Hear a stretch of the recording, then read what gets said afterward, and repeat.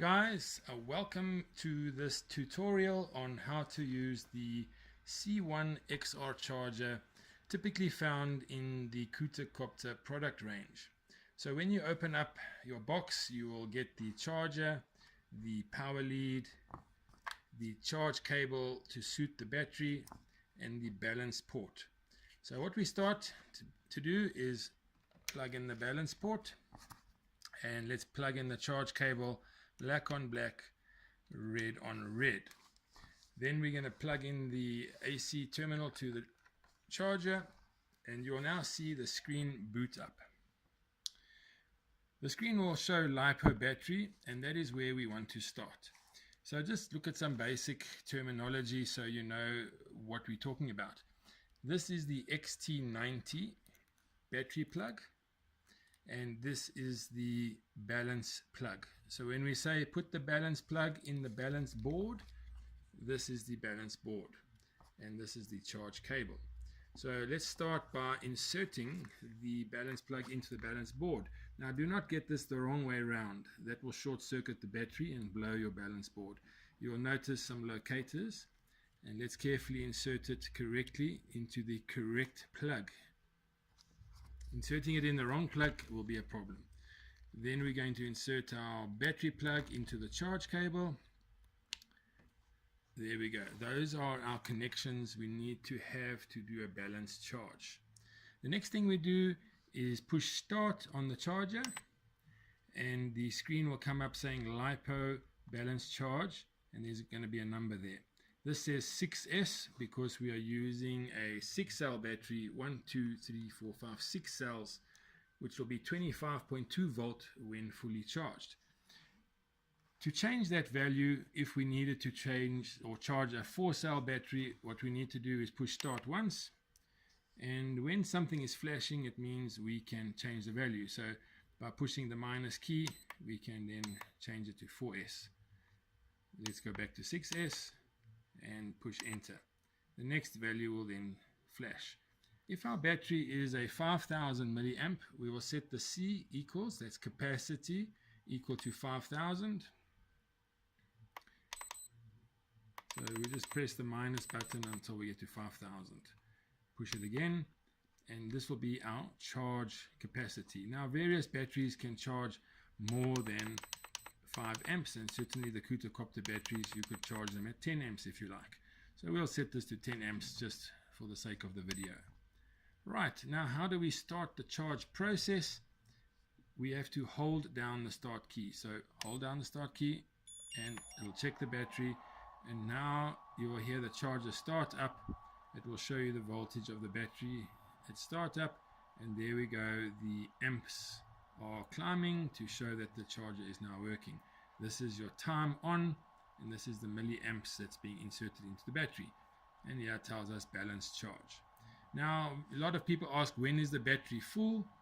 It's all based on the voltage, so push minus once and it'll tell us end voltage 25.2. If we push the right button twice, we can see now each of the cells, cell 1 to 4 and 5 to 6 on the next screen. By pushing it again, we go back to the main screen. That is how you balance charge your battery. Now often you might need to discharge your battery, so let's push stop and go back to the main screen. Discharging your battery may be required when there's an error that appears on the charger that may say delta V error, in which case you need to get all the cells back to a low value and then recharge. So we do that by connecting the battery up, selecting LiPo battery, and push start. It'll still say balance charge. Now we need to look for discharge. Push minus twice, and then we'll have discharge. Right, push start once, and we will select 3.1 volt per cell. Push it again. This is the charge value, and you can set that according to whatever you want. Let's leave it on 2.